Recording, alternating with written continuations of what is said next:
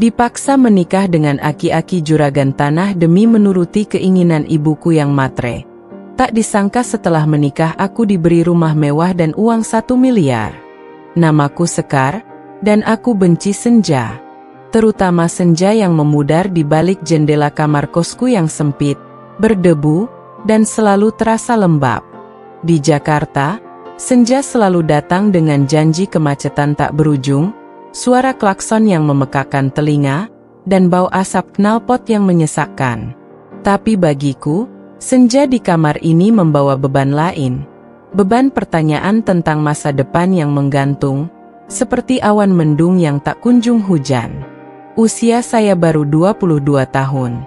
Di usia ini, teman-teman sebaya saya sibuk memposting foto-foto liburan di media sosial, merencanakan karir impian, atau bahkan sibuk dengan drama percintaan mereka. Aku sibuk menyusun tumpukan cucian kotor, menghitung sisa uang makan, dan menghadapi panggilan telepon rutin dari ibu. Panggilan telepon itu selalu berakhir dengan nada yang sama. Desakan untuk segera bekerja, untuk mencari pria mapan, untuk mengubah nasib keluarga. Sekar, sampai kapan kamu mau hidup seperti ini? Kuliahmu itu kapan selesai? Suara ibu selalu terngiang, menusuk telingaku bahkan setelah teleponnya kututup. Seolah-olah hidupku adalah kesalahan terbesar yang harus segera diperbaiki.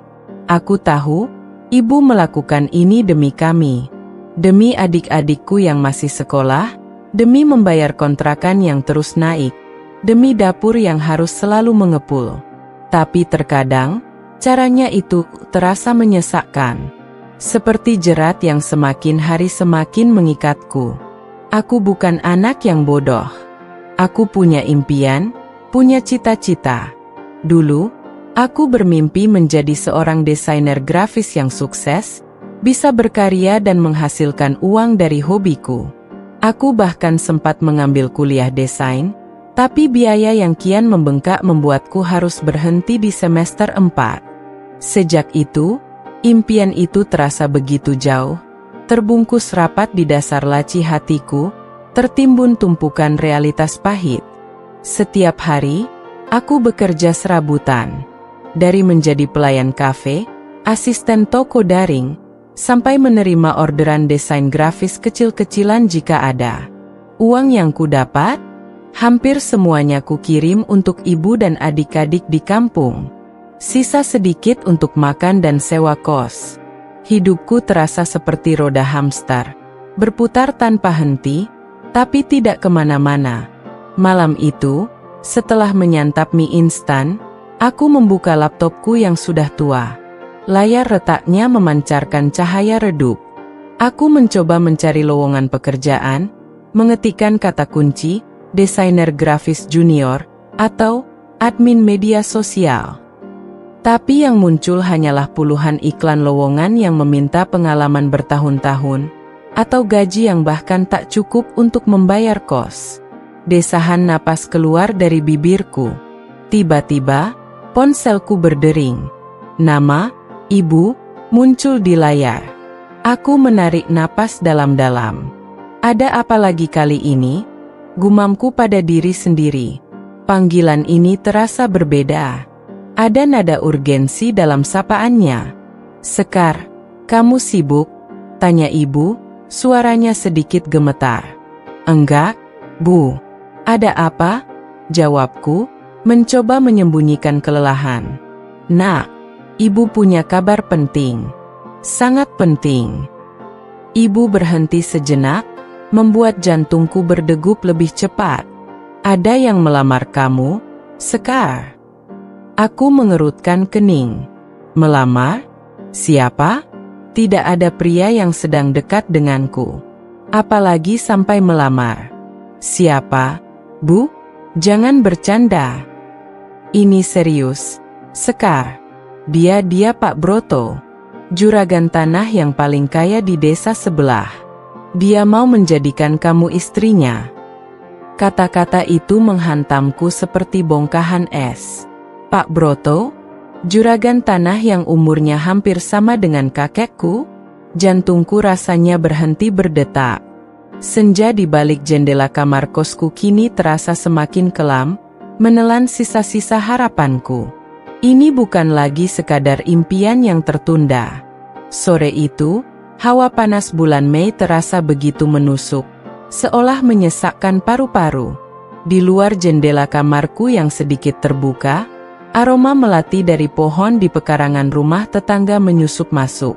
Harusnya, wangi itu membawa ketenangan, namun sore ini, ia justru terasa seperti beban berat yang menghimpit. Aku, Sekar, yang saat itu berusia 22 tahun, sedang tenggelam dalam dunia sketsa-sketsa impianku. Di buku kecil kesayanganku, tergambar jelas sebuah gaun pengantin. Sederhana, anggun, tanpa banyak ornamen, persis seperti yang kubayangkan akan kukenakan di hari pernikahanku kelak. Sebuah masa depan yang, saat itu, terasa begitu nyata dan bisa kuraih. Lamunanku pecah berkeping-keping oleh suara ibu yang melengking dari ruang tamu, memanggil namaku. Ada nada tergesa-gesa dan sedikit riang yang aneh, tidak seperti biasanya. Ibu jarang sekali memanggilku dengan nada sebahagia itu. Panggilannya lebih sering bernada perintah, "Sekar, sapu." Atau, "Sekar, masakkan ibu." Atau keluhan tentang pekerjaan rumah yang belum selesai. Aku menghela napas, menyimpan bukuku dengan enggan di bawah bantal, dan melangkah malas ke ruang tamu. Firasatku tidak enak. Ketika aku tiba di ambang pintu, pandangan mataku langsung menangkap pemandangan yang membuat keningku berkerut. Ibu duduk di sofa tua kami, yang kainnya sudah mulai usang, dengan senyum lebar yang tak biasa. Di depannya, seorang wanita paruh-baya dengan dandanan mencolok dan perhiasan emas yang gemerlap mengisi pergelangan tangan dan lehernya. Wanita itu, yang entah mengapa terlihat asing, menatapku dan melemparkan senyum tipis, namun matanya terasa dingin. Di meja kecil di antara mereka, terhidang aneka kue basah yang biasanya hanya muncul saat lebaran, ditemani segelas teh melati yang mengepulkan uap. Aroma melati itu lagi, kini bercampur dengan bau manis kue, seolah menipu indraku. "Nah, ini dia Sekar, Bu Haji," kata ibu dengan suara yang dibuat-buat semanis mungkin. Nadanya penuh pujian saat menunjuk ke arahku. "Cantik, kan? Nurut lagi sama orang tua." Aku hanya bisa memaksakan seulas senyum kaku. "Bu Haji, seingatku, kami tidak punya kerabat atau kenalan dekat yang bernama Bu Haji." Dan kata, "nurut?" Itu adalah lelucon paling pahit yang pernah kudengar keluar dari mulut ibu, terutama jika berkaitan denganku. Aku yang selalu punya prinsip dan seringkali berseberangan dengannya, tiba-tiba disebut nurut. "Jadi begini, Nak," Bu Haji memulai, suaranya berat dan penuh intonasi, seolah sedang membaca naskah.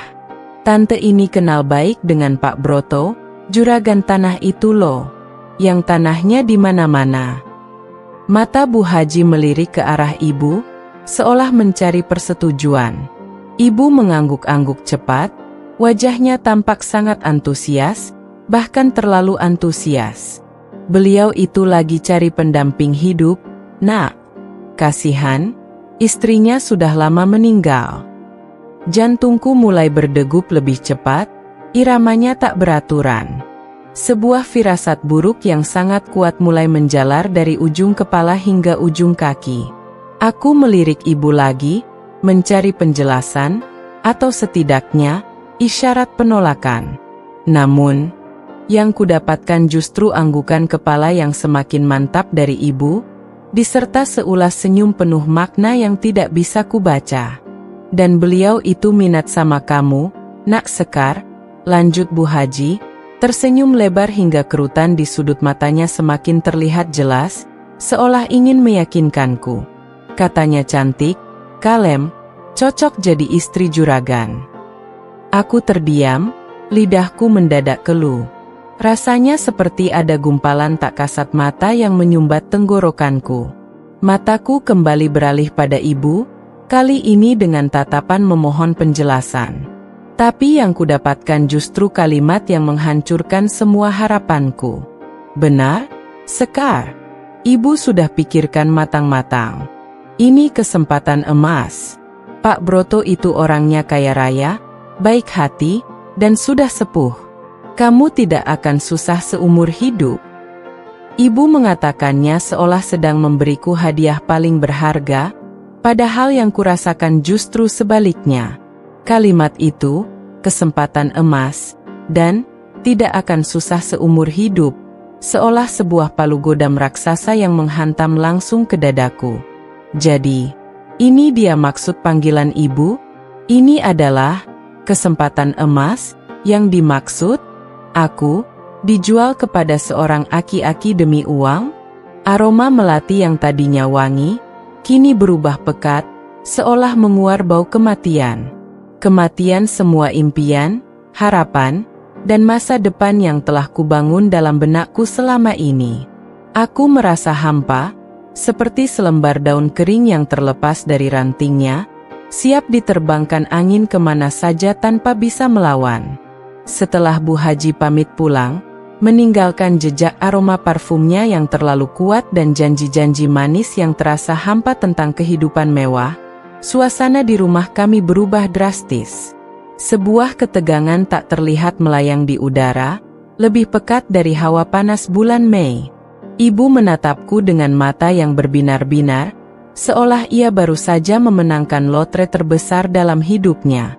Namun bagiku, ini terasa seperti kekalahan telak, sebuah kekalahan yang meremukkan. Sekar, kamu dengar sendiri, kan, apa kata Bu Haji tadi? Ini berkah, nak. Berkah dari Tuhan. Juragan tanah itu, loh. Kamu mau sampai kapan kita hidup begini? Cecar ibu, nada suaranya berubah drastis dari manis dan dibuat-buat menjadi menuntut dan penuh tekanan. Ia berjalan mondar-mandir di depanku, gesturnya penuh semangat, seolah sedang bernegosiasi untuk sebuah kesepakatan besar. Kerja serabutan, gaji pas-pasan, rumah kecil begini terus? Bayangkan, nak, rumah mewah, uang melimpah. Kamu bisa beli apa saja yang kamu mau. Desainer-desainer itu pasti iri setengah mati padamu. Aku hanya bisa terdiam, mencoba mencerna setiap perkataan ibu yang meluncur deras seperti air bah.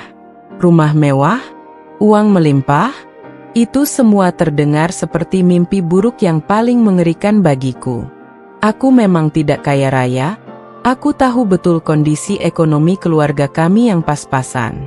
Tapi aku punya prinsip. Aku punya cita-cita untuk meraih kesuksesan dengan keringatku sendiri, dengan bakat dan kerja kerasku, bukan dengan menjual diri. Bukan dengan menukar kebebasan dan harga diriku demi kemewahan semu. Ibu serius? Tanyaku akhirnya, suaraku nyaris berbisik, tercekat. Aku merasakan ada gumpalan besar, keras, dan perih yang menyumbat tenggorokanku. Ibu mau menjualku? Aku ini manusia, Bu. Aku bukan barang dagangan yang bisa ibu tukarkan dengan uang. Wajah ibu yang tadinya berseri-seri langsung berubah masam dalam sekejap. Senyum yang tadi merekah kini lenyap tak berbekas, digantikan oleh kerutan tajam di dahinya dan sorot mata yang penuh amarah. Apa-apaan kamu bicara begitu? Menjual katamu. Ini namanya perjodohan, Sekar. Perjodohan untuk kebaikanmu. Ibu tidak pernah menjualmu. Justru ibu mencarikan yang terbaik untuk masa depanmu. Kamu tidak tahu diri. Tapi ibu tidak pernah bertanya padaku. Tidak pernah peduli apa yang kuinginkan. Ibu hanya peduli dengan uangnya, kan? Suaraku meninggi, emosiku yang selama ini kupendam rapat-rapat akhirnya meledak. Selama ini aku selalu berusaha bersabar, selalu menurut pada keinginan ibu, tapi kali ini sudah keterlaluan. Ini melampaui batas toleransiku. Aku punya impian, Bu. Aku mau jadi desainer, bekerja keras, punya karya sendiri. Bukan hanya jadi istri simpanan seorang aki-aki yang hartanya melimpah. Aku mau bangga dengan diriku sendiri. Wah! Satu tamparan keras mendarat telak di pipi kananku. Panas, perih, dan sungguh mengejutkan. Rasanya seperti ada bara api yang membakar kulitku. Aku memegang pipiku yang langsung memerah, menatap ibu dengan mata tak percaya. Ini bukan pertama kalinya ibu melakukan kekerasan fisik padaku ketika emosinya memuncak. Tapi setiap kali itu terjadi, rasanya selalu sama, sakit, menghancurkan, dan meninggalkan bekas luka yang lebih dalam di jiwaku. Berani sekali kamu bicara begitu pada ibumu sendiri. Teriak ibu, matanya berkilat marah seperti api. Ia menunjuk-nunjukku dengan jari telunjuknya yang kurus. Ibu ini orang tuamu. Ibu tahu apa yang terbaik untukmu. Kamu itu cuma anak ingusan, tidak tahu apa-apa tentang hidup. Impianmu itu tidak akan bisa mengisi perutmu. Impianmu itu tidak akan bisa membuat kita hidup enak. Sadar, Sekar? Kita ini miskin. Kata, miskin, itu ia ucapkan dengan penekanan yang menyakitkan. Seolah itu adalah aib terbesar yang harus kutanggung. Sebuah stigma yang tak bisa kuhindari. Aku menunduk, air mata mulai menggenang di pelupuk mataku, dan tak lama kemudian mengalir membasahi pipi. Aku ingin membantah, ingin berteriak bahwa harga diriku lebih penting dari semua harta yang ibu idam-idamkan itu, tapi kata-kata itu tercekat di tenggorokan. Tamparan itu, dan kata-kata pedas ibu yang menusuk, seolah mematikan semua perlawanan dalam diriku. Energi untuk melawan habis tak bersisa. Ibu terus memborbardirku dengan ceramah panjang lebar tentang kemiskinan kami yang tak berkesudahan. Tentang pengorbanannya membesarkanku sendirian tanpa bantuan ayah. Tentang betapa aku harusnya berterima kasih. Dan tentang betapa beruntungnya aku mendapatkan tawaran dari Pak Broto yang ia sebut sebagai pria baik hati dan dermawan yang mau menolong keluarga miskin seperti kita. Setiap kalimatnya terasa seperti cambuk yang menghantam jiwaku, membuatku semakin terpojok dan terhimpit. Aku hanya bisa diam, membiarkan air mata mengalir membasahi pipiku yang perih, sebuah tanda kekalahan yang pahit dan tak terhindarkan. Malam setelah pertengkaran hebat dengan ibu, aku melarikan diri ke kamar. Bukan hanya untuk menenangkan diri dari tamparan yang masih terasa perih di pipi, tapi juga untuk mengasingkan diri, merenungkan badai yang baru saja menerjang. Tamparan itu, kata-kata, miskin, yang diucapkan ibu dengan begitu menyakitkan, dan paksaan untuk menikah dengan Pak Broto semuanya berputar di kepalaku tanpa henti, menciptakan pusaran kekacauan. Aku tidak bisa menerima ini. Aku tidak bisa membiarkan impian dan masa depanku hancur begitu saja. Apalagi di tangan ibu kandungku sendiri. Dalam kegelapan kamar yang hanya diterangi cahaya rembulan yang samar, aku meraih ponsel. Layar berkedip, memancarkan cahaya dingin saat aku membuka galeri foto. Jari-jariku yang gemetar berhenti pada sebuah foto. Aku dan Rian, pacarku, sedang tertawa lepas di sebuah festival seni beberapa bulan lalu. Di foto itu, Rian memegang gitar akustiknya, matanya yang hangat memancarkan semangat yang sama dengan diriku. Senyumnya begitu tulus, seolah ia adalah satu-satunya orang di dunia yang benar-benar memahami mimpiku menjadi desainer. Kami punya rencana yang sederhana namun penuh harapan. Kami ingin berjuang bersama, membangun studio kecil, dan meraih kesuksesan dengan tangan kami sendiri. Kami berjanji untuk saling mendukung, untuk membangun masa depan bersama, dari nol, dengan cinta dan kerja keras sebagai modal utama kami. Kenangan itu terasa begitu manis, namun kini berubah menjadi bayangan pahit yang menyayat hati. Bagaimana aku akan menjelaskan semua ini padanya? Bagaimana aku bisa mengatakan bahwa aku akan menikah, bukan dengannya, bukan dengan pria yang kucintai, Tapi dengan seorang pria yang usianya bisa jadi adalah kakeknya sendiri, rasa bersalah dan sakit hati membanjiri dadaku, menusuk hingga ke ulu hati. Membayangkan ekspresi terkejut dan kecewa Rian saja sudah cukup membuat air mataku mengalir lagi. Keesokan harinya, seolah semalam tidak ada badai yang melanda, ibu tak lagi bersikap marah. Ia justru bersikap sangat lembut, terlalu lembut bahkan, hingga terasa palsu. Ia membawakanku sarapan ke kamar, sebuah hal yang sangat jarang ia lakukan. Tangannya yang biasanya kasar kini mengelus rambutku dengan gerakan hati-hati, dan ia berbicara dengan nada yang tidak pernah kudengar sebelumnya, penuh bujukan.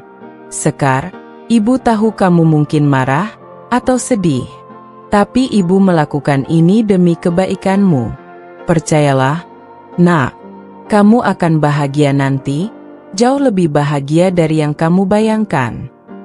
Aku tahu ini adalah taktiknya. Taktik, lembut tapi memaksa, yang sering ia gunakan untuk mendapatkan apa yang ia inginkan. Ibu akan terus-menerus mengulang-ulang narasi ini, menyisipkan kalimat-kalimat manipulatif tentang pengorbanannya yang besar membesarkanku sendirian, tentang betapa beruntungnya aku mendapatkan tawaran dari Pak Broto yang baik hati dan dermawan. Aku hanya diam, menanggapi seadanya, seolah jiwaku telah kosong, terkuras habis oleh pertengkaran semalam. Perlawananku seolah-olah sudah padam.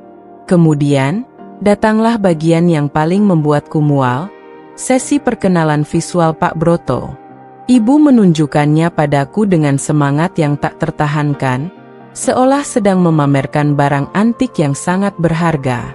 Ada beberapa foto di ponselnya, diambil dengan kamera ponsel yang seadanya, sehingga kualitasnya buram. Namun, itu sudah cukup untuk menciptakan bayangan buruk yang jelas di benakku. Di salah satu foto, Pak Broto terlihat berdiri tegak di depan sebuah rumah besar bergaya kolonial, lengkap dengan pilar-pilar kokoh dan taman yang luas. Di foto lain, ia tampak duduk di kursi pengemudi sebuah mobil mewah hitam mengkilap, yang terlihat jauh lebih mahal dari rumah kami sendiri. Ada juga foto dirinya di sebuah acara formal, mengenakan jas batik, dikelilingi beberapa pria paruh baya lainnya. Wajahnya yang keriput, rambutnya yang sudah memutih seluruhnya, dan sorot matanya yang entah mengapa terlihat lelah dan sayu, memunculkan rasa ngeri yang semakin menjadi. Ia tampak seperti seorang kakek yang baru saja pulang dari acara reuni keluarga besar, bukan calon suami. Lihat, dia juragan tanah yang sukses. Nak, sudah sepuh tapi sehat, kan? Ibu berusaha meyakinkanku, nadanya penuh euforia, seolah foto itu adalah bukti tak terbantahkan yang harus segera kuterima. Dia tidak akan membebanimu. Justru dia akan membahagiakanmu. Aku menatap foto-foto itu dalam diam, berusaha mencari celah, mencari sesuatu yang bisa kupegang untuk menolak perjodohan gila ini. Mungkin ada cacat di wajahnya, atau ekspresi kejam. Tapi tidak.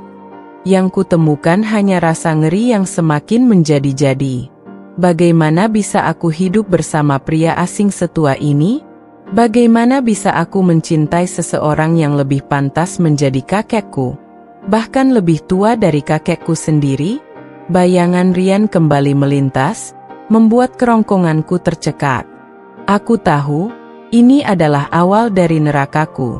Perjodohan ini bukan hanya tentang masa depan finansial yang terjamin, seperti kata ibu, tapi juga tentang masa depan emosionalku. Masa depanku sebagai seorang wanita muda, sebagai Sekar yang punya mimpi dan ambisi besar. Dan di depan mata, semua itu seolah akan lenyap begitu saja, terkubur di bawah tumpukan harta yang tak pernah kuinginkan. Hari yang tak kuharapkan, sekaligus hari yang paling kukhawatirkan, akhirnya tiba. Hari di mana aku harus bertemu langsung dengan Pak Broto. Sejak pagi buta, ibu sudah mendandaniku. Ia memilihkan kebaya terbaikku yang berwarna biru langit, yang biasanya hanya kukenakan di acara pernikahan kerabat jauh, dan memaksaku memakai sedikit riasan di wajah. Rasanya seperti boneka yang sedang dipersiapkan untuk sebuah pertunjukan yang mengerikan, tanpa ruh. Aku menatap pantulan diriku di cermin. Mata bengkak bekas tangis semalam, yang semestinya tak terlihat, tak bisa sepenuhnya tertutup oleh lapisan bedak dan eyeliner yang tipis. Senyum yang kupaksakan di bibirku terlihat begitu palsu, bahkan bagi diriku sendiri. Senyum, Sekar. Senyum yang manis, seru ibu dengan semangat yang menggebu-gebu. Ia merapikan sedikit kerudungku yang kupakai asal-asalan. Ini adalah pertemuan pertamamu dengan calon suamimu. Kamu harus menunjukkan kesan yang baik. Jangan sampai dia berpikir kamu tidak menghargainya. Calon suami. Kata-kata itu berputar di benakku, terasa hambar, bahkan menjijikkan di lidahku. Bagaimana bisa seseorang yang sama sekali tidak kukenal, yang usianya jauh lebih tua dari ayahku, tiba-tiba menjadi calon suami? Aku merasakan mual di perutku. Kami tiba di sebuah restoran mewah bernama Pandan Wangi, yang megah dengan arsitektur klasik Jawa. Interiornya didominasi ukiran kayu jati yang rumit, lampu-lampu kristal besar menggantung anggun dari langit-langit, dan aroma melati bercampur cendana yang samar tercium di udara. Semuanya terasa begitu asing, jauh berbeda dengan warung makan sederhana tempatku biasa makan siang bersama teman-teman atau bahkan rumah kami yang serba pas-pasan. Ibu tampak sangat gugup sekaligus bersemangat, sesekali merapikan kebaya dan rambutnya, memastikan penampilannya sempurna. Aku hanya mengikuti, langkahku terasa begitu berat. Seolah setiap pijakan membawa aku semakin dekat ke jurang yang gelap. Di salah satu meja bundar yang dilapisi taplak batik sutra, seorang pria paruh baya yang usianya tak jauh berbeda dari Pak Broto, duduk tersenyum. Dialah Bu Haji, sang perantara. Pria yang hanya kulihat dalam foto buram itu, kini nyata di depanku. Jauh lebih nyata, dan ironisnya, jauh lebih membuatku merasa tidak nyaman. Tubuhnya memang masih tegap untuk usianya yang sudah senja, rambutnya yang putih bersih tersisir rapi tanpa sehelai pun yang mencuat, dan ia mengenakan kemeja batik sutra berwarna coklat tua yang terlihat mahal dan berkelas. Kerutan di wajahnya memang banyak, menandakan usia dan pengalaman hidup yang panjang, tapi matanya tidak sejelas atau setajam yang kubayangkan dari seorang juragan tanah yang sukses. Ada sorot lelah, atau mungkin justru kesedihan, atau bahkan semacam kepasrahan, yang tersembunyi di baliknya. Itu membuatku sedikit terkejut. Nah, ini dia Pak Broto, Sekar, ibu memperkenalkan dengan suara yang ramah luar biasa, bahkan terdengar dibuat-buat. Dan ini Sekar, Pak, anak saya yang sulung. Pak Broto tersenyum tipis padaku. Senyum itu tidak menjijikkan seperti yang kubayangkan. Justru terasa sungkan, ada sedikit keraguan di balik senyumnya. Aku membalas senyumnya, kaku, dan sedikit menunduk, tak berani menatap matanya terlalu lama. Rasanya seperti sedang diperiksa, dinilai.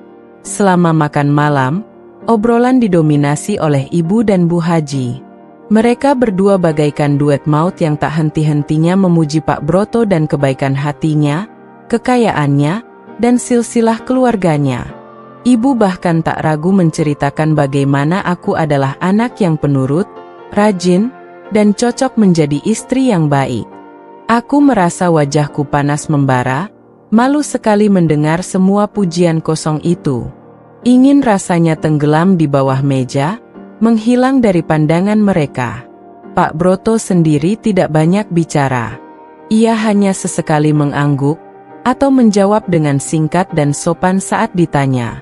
Sesekali, matanya melirik ke arahku, namun tatapan itu tidak menuntut, tidak lebay, atau mengintimidasi.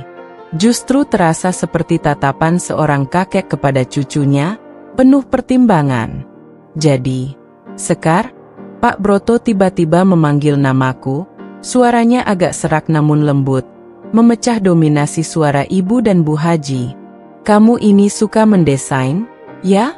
Ibu kamu bilang kamu suka menggambar gaun. Aku terkejut. Bagaimana ia tahu? Ibu pasti yang menceritakan, saat sesi praperjodohan dengan Bu Haji. Iya, Pak. Jawabku pelan, sedikit gugup. Saya memang suka menggambar sketsa gaun dan baju. Bagus itu, katanya, mengangguk kecil.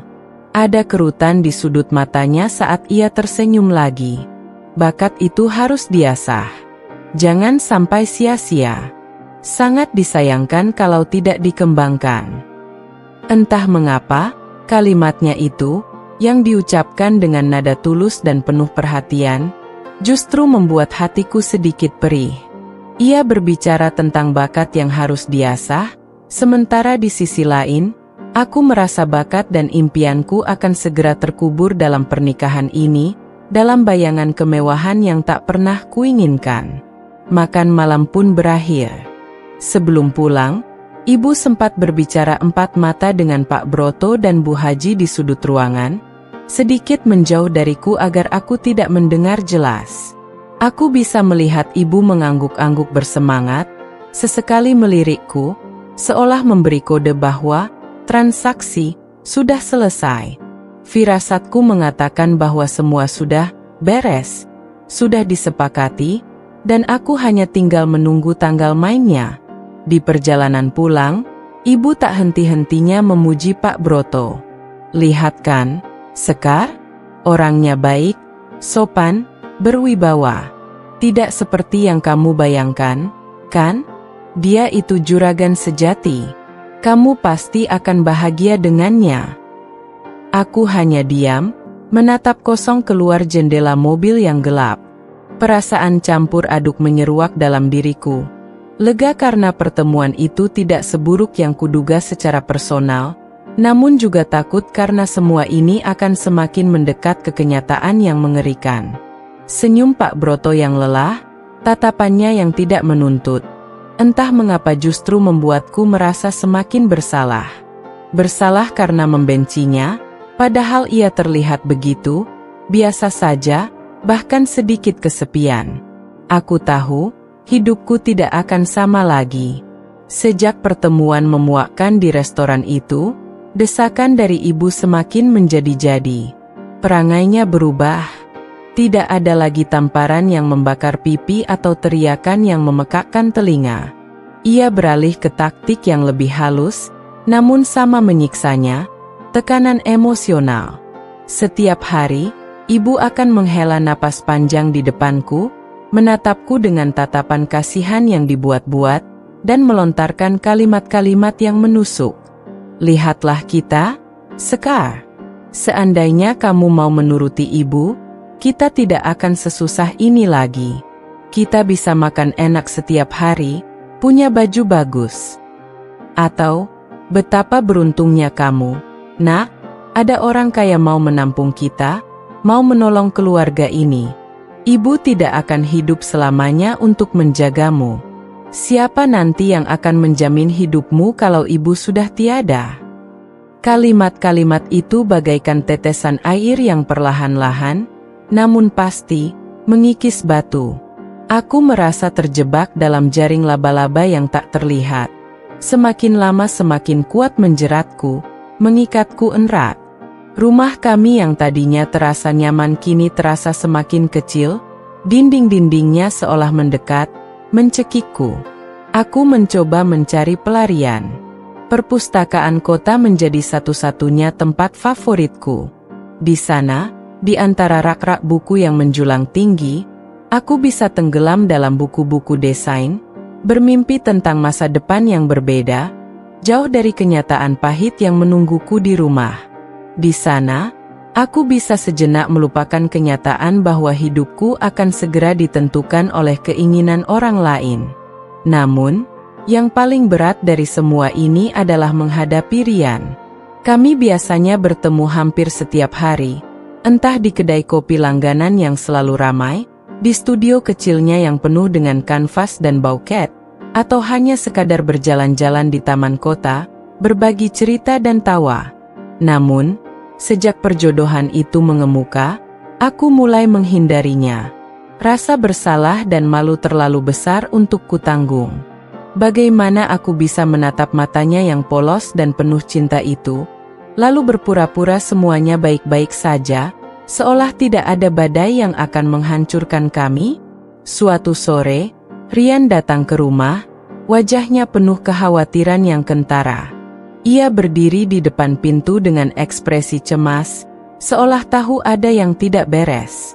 Ibu, yang kebetulan sedang menyiram tanaman di halaman depan, menyambutnya dengan senyum palsu dan basa-basi yang berlebihan, yang membuatku semakin tidak nyaman. Wah, Rian, sudah lama tidak main ke sini. Ayo masuk. Nak, sudah lama tidak minum teh buatan ibu, katanya, bahkan menawarkan Rian minuman, sebuah perlakuan yang tidak pernah ia berikan sebelumnya. Aku tahu ibu ingin memberikan kesan baik, atau mungkin justru ingin memamerkan anak gadisnya yang akan segera menikah dengan juragan kaya di depan pacarku. Sekar, kamu kenapa sih akhir-akhir ini? Tanya Rian ketika kami akhirnya bisa berbicara berdua di teras belakang, menjauh dari telinga ibu yang tajam. Matanya menatapku lekat, penuh pertanyaan yang tidak bisa kujawab. Aku khawatir. Kamu sering melamun, jadi pendiam. Bahkan teleponku pun jarang kamu angkat. Ada apa? Kamu bisa cerita padaku, kan? Kita kan selalu berbagi. Melihat ketulusan yang memancar dari mata Rian, gumpalan besar di tenggorokanku kembali terasa, mengganjal dan perih. Aku ingin berteriak, ingin menceritakan segalanya tentang paksaan ibu, tentang juragan tanah itu, tentang betapa aku merasa hancur. Aku ingin meminta bantuannya untuk melarikan diri dari neraka ini, untuk kami berdua lari dan membangun hidup di tempat lain. Tapi bibirku terasa keluh, seolah terkunci rapat. Bagaimana aku bisa menghancurkan impiannya? Impian kami berdua yang sudah kami rajut bersama dengan begitu indahnya? Bagaimana aku bisa mengatakan bahwa aku akan menikah dengan pria lain? Pria yang bisa jadi adalah kakeknya? Aku baik-baik saja, Rian, bisikku, dusta terbesar yang pernah kuucapkan padanya. Aku menunduk, tak sanggup menatap matanya yang memancarkan kekhawatiran dan cinta. Hanya sedikit banyak pikiran saja. Urusan keluarga. Banyak pikiran apa? Kita bisa selesaikan bersama, Sekar? Desaknya lembut, suaranya penuh keyakinan. Ia meraih tanganku, jemarinya yang hangat dan familiar menggenggam erat jemariku yang dingin. Ingat janji kita? Kita akan berjuang bersama, membangun hidup dari nol. Tidak ada yang bisa memisahkan kita, kan? Apapun masalahnya, kita hadapi berdua. Mendengar kata, janji, itu, seolah bendungan air mataku jebol. Aku tidak bisa menahannya lagi. Tangisku pecah, isakannya memilukan, memenuhi keheningan teras belakang. Rian terkejut, ia langsung memelukku erat, mengelus rambutku. Sekar, ada apa? Jangan membuatku khawatir seperti ini. Cerita, Sekar. Ada apa? Dalam pelukannya, yang dulu terasa begitu nyaman dan aman, kini terasa seperti pelukan perpisahan. Aku mencoba mencari kekuatan, mencari cara untuk menjelaskan kehancuran yang akan menimpa kami. Tapi yang keluar dari mulutku hanyalah isakan tanpa kata, teredam di bahunya. Aku tahu, jika aku tidak mengatakan yang sebenarnya sekarang, aku akan melukai dia lebih dalam di kemudian hari. Ini adalah perpisahan yang harus terjadi, seberapapun pahitnya, seberapapun hancurnya hatiku. Maafkan aku, Rian, kataku di sela isakan, suaraku parau dan bergetar, nyaris tak terdengar. Aku tidak bisa melanjutkan ini. Kita harus berpisah. Rian melepaskan pelukannya, menatapku tak percaya. Wajahnya yang tadinya khawatir kini pucat pasi, matanya membelalak, penuh dengan kebingungan dan kepedihan yang mendalam. Apa maksudmu, Sekar? Kamu bercandakan? Ini bukan April Mop. Aku menggeleng lemah, air mata terus mengalir tanpa henti membasahi pipiku. Aku tidak bercanda. Ibu sudah menjodohkanku dengan orang lain. Aku harus menikah. Hening yang mematikan menyelimuti kami berdua. Hanya suara tangisku yang memecah keheningan sore itu, dan detak jantungku yang berpacu kencang. Wajah Rian berubah, dari bingung menjadi terluka, lalu akhirnya marah. Sebuah kemarahan yang tidak tertuju padaku, melainkan pada takdir atau mungkin pada sistem yang kejam ini. Dijodohkan? Sekar, kamu ini bicara apa? Kita sudah sejauh ini. Kita punya impian bersama. Kamu bilang tidak ada yang bisa memisahkan kita. Kamu bilang kita akan menikah. Aku ingin menjawab, ingin menjelaskan lebih lanjut tentang paksaan ibu yang tak terbantahkan, tentang sosok juragan tanah itu yang terasa asing dan menakutkan, tapi aku tidak sanggup. Kata-kataku tercekat lagi di tenggorokan, terhalang oleh gumpalan kesedihan yang besar. Aku tahu, penjelasanku tidak akan mengubah apa-apa. Rasa sakit yang kulihat di matanya sudah cukup untuk menghancurkanku berkeping-keping. Ini adalah perpisahan yang paling pahit. Sebuah akhir dari bab terindah dalam hidupku. Sebuah janji yang kini tergantung di udara, tak akan pernah terpenuhi, terkoyak oleh takdir yang tak adil. Setelah perpisahan yang menghancurkan dengan Rian, sisa hari-hariku di rumah terasa seperti hitungan mundur menuju eksekusi yang tak terhindarkan. Setiap detik berdetak dengan irama yang mencekam, membawa langkahku semakin dekat pada takdir yang tak kuinginkan. Ibu, seolah tak peduli dengan jiwaku yang remuk redam dan hatiku yang tercabik-cabik, semakin gencar mempersiapkan pernikahan. Ia sibuk mondar-mandir, memilih kain batik terbaik untuk resepsi, mengatur seserahan yang harus dipamerkan, dan sibuk menelepon kerabat untuk memastikan kehadiran mereka. Daftar tamu yang panjang dibicarakan dengan antusiasme yang menyesakkan. Setiap detail kecil yang ia sebutkan, pilihan warna dekorasi, jenis makanan catering, lagu yang akan diputar, terasa seperti pukulan palu di dadaku, membangun tembok yang semakin tinggi antara aku dan kehidupanku yang lama, kehidupanku yang penuh impian. Aku menghabiskan sebagian besar waktuku di kamar, mencoba mengisolasi diri dari kegembiraan palsu ibu dan segala keriuhan persiapan. Buku sketsaku yang dulu menjadi pelarianku, tempatku menuangkan segala ide dan harapan, kini terasa hambar, bahkan menyakitkan untuk dibuka. Setiap garis yang kutorehkan, setiap pola gaun yang tergambar, seolah mengingatkan pada impian yang telah kubuang jauh, terkubur di bawah tumpukan kehendak ibu. Tidur pun menjadi hal yang sulit. Aku sering terbangun di tengah malam, napas terengah-engah. Bayangan wajah Rian yang terluka parah terus menghantuiku, disusul oleh bayangan Pak Broto yang keriput dan tatapan sayu yang entah mengapa terasa begitu asing namun membebani. Aku merasa terjebak di antara penyesalan mendalam karena kehilangan Rian dan ketakutan akan masa depan yang tidak ku ketahui, masa depan yang terasa begitu gelap. Pada malam terakhir sebelum hari H, aku memutuskan untuk tidak tidur sama sekali. Untuk apa? Tidur hanya akan mempercepat tibanya pagi, dan pagi itu akan membawa akhir dari segalanya. Aku duduk di tepi tempat tidur, memeluk lututku, menatap jendela yang menampilkan langit malam bertabur bintang di kejauhan. Di luar sana, dunia terasa begitu luas dan penuh kemungkinan yang tak terbatas, dengan jutaan orang menjalani hidup sesuai keinginan mereka.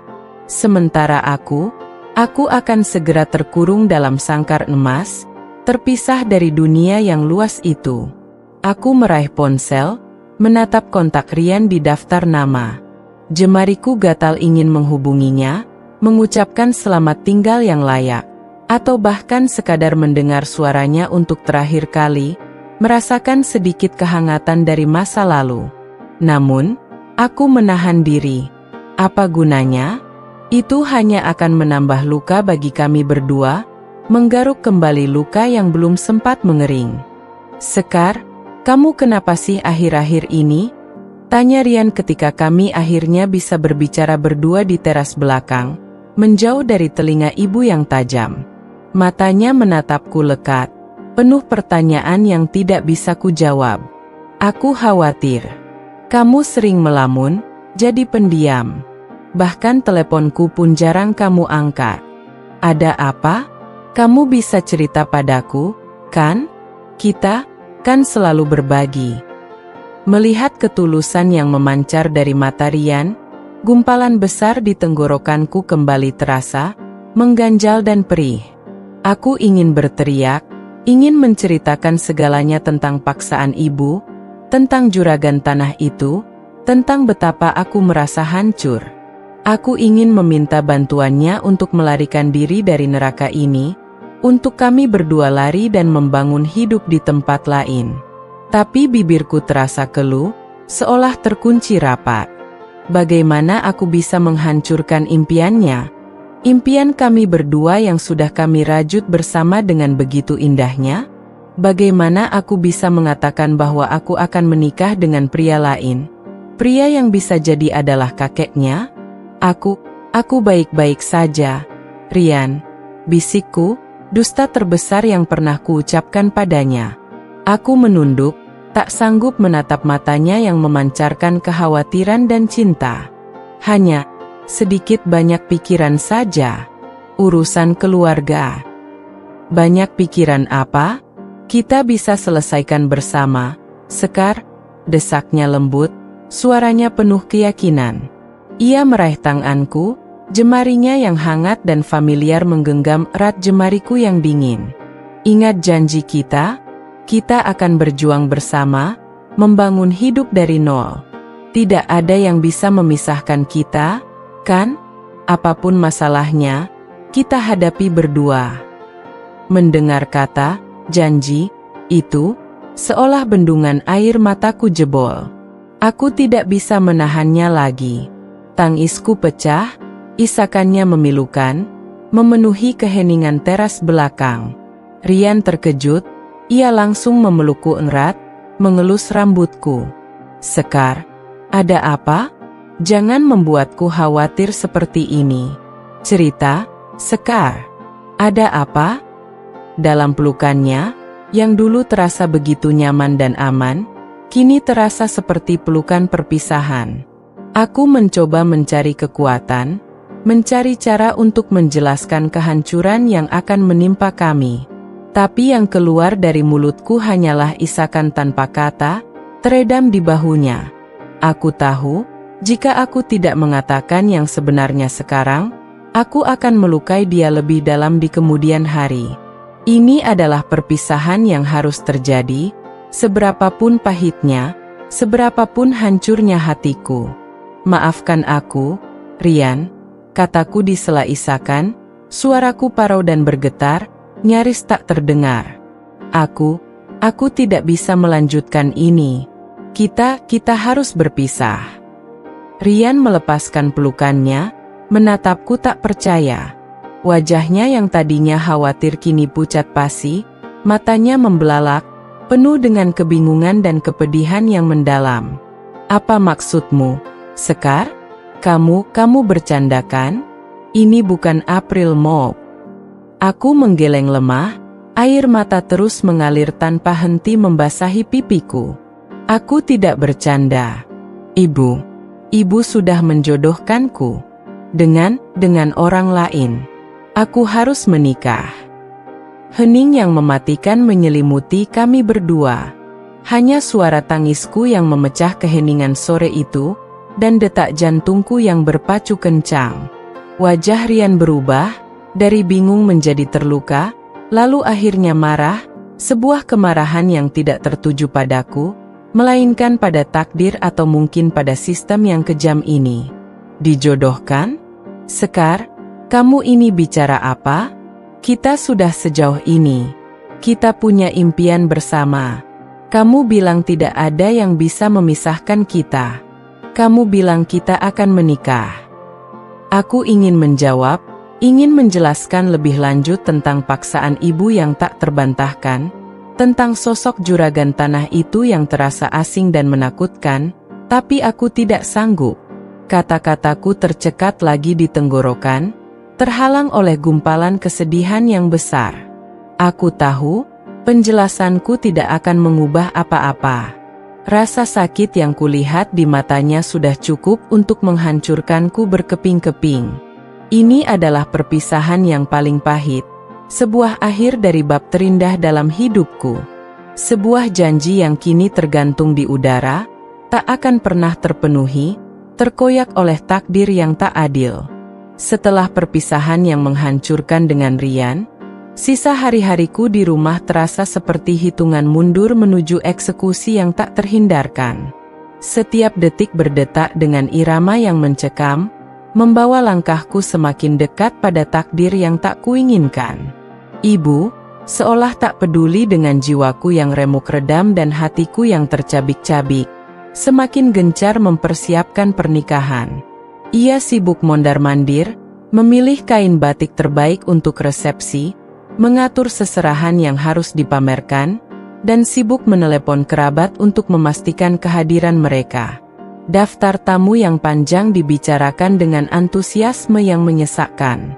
Setiap detail kecil yang ia sebutkan, pilihan warna dekorasi, jenis makanan catering, lagu yang akan diputar, terasa seperti pukulan palu di dadaku, membangun tembok yang semakin tinggi antara aku dan kehidupanku yang lama, kehidupanku yang penuh impian. Aku menghabiskan sebagian besar waktuku di kamar, mencoba mengisolasi diri dari kegembiraan palsu ibu dan segala keriuhan persiapan. Buku sketsaku yang dulu menjadi pelarianku, tempatku menuangkan segala ide dan harapan, kini terasa hambar, bahkan menyakitkan untuk dibuka. Setiap garis yang kutorehkan, setiap pola gaun yang tergambar, seolah mengingatkan pada impian yang telah kubuang jauh, terkubur di bawah tumpukan kehendak ibu. Tidur pun menjadi hal yang sulit. Aku sering terbangun di tengah malam, napas terengah-engah. Bayangan wajah Rian yang terluka parah terus menghantuiku, disusul oleh bayangan Pak Broto yang keriput dan tatapan sayu yang entah mengapa terasa begitu asing namun membebani. Aku merasa terjebak di antara penyesalan mendalam karena kehilangan Rian dan ketakutan akan masa depan yang tidak ku ketahui, masa depan yang terasa begitu gelap. Pada malam terakhir sebelum hari H, aku memutuskan untuk tidak tidur sama sekali. Untuk apa? Tidur hanya akan mempercepat tibanya pagi, dan pagi itu akan membawa akhir dari segalanya. Aku duduk di tepi tempat tidur, memeluk lututku, menatap jendela yang menampilkan langit malam bertabur bintang di kejauhan. Di luar sana, dunia terasa begitu luas dan penuh kemungkinan yang tak terbatas, dengan jutaan orang menjalani hidup sesuai keinginan mereka. Sementara aku akan segera terkurung dalam sangkar emas, terpisah dari dunia yang luas itu. Aku meraih ponsel, menatap kontak Rian di daftar nama. Jemariku gatal ingin menghubunginya, mengucapkan selamat tinggal yang layak, atau bahkan sekadar mendengar suaranya untuk terakhir kali, merasakan sedikit kehangatan dari masa lalu.